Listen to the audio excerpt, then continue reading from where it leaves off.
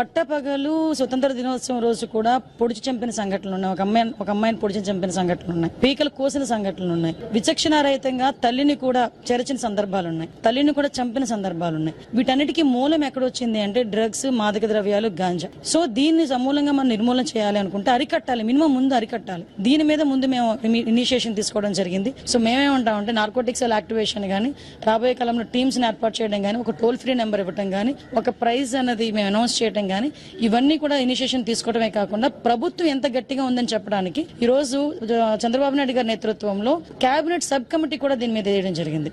ఒకటి మాత్రం చెప్తున్నా, ప్రభుత్వం మారింది, మీరు మారాలి. డ్రగ్స్ ఎవరైతే సరఫరా చేస్తున్నారో వాళ్ళకి చెప్తారు, మీరు మారాలి. అంతేగాని మేము డ్రగ్స్ మేము సప్లై చేసాము, మేము బెయిల్స్ మీద బయటకు వచ్చేస్తున్నాము, ఇలాంటి అపోహలున్న వాళ్ళు ఆటోమేటిక్ గా మీ బెయిల్ ఏదైతే ఉందో మీకు వచ్చినా కూడా తిరిగి రీకాల్ చేసి మేము మళ్ళీ మిమ్మల్ని అరెస్ట్ చేసే ప్రొవిజన్ అయితే డిపార్ట్మెంట్ లో ఉంది. మళ్ళా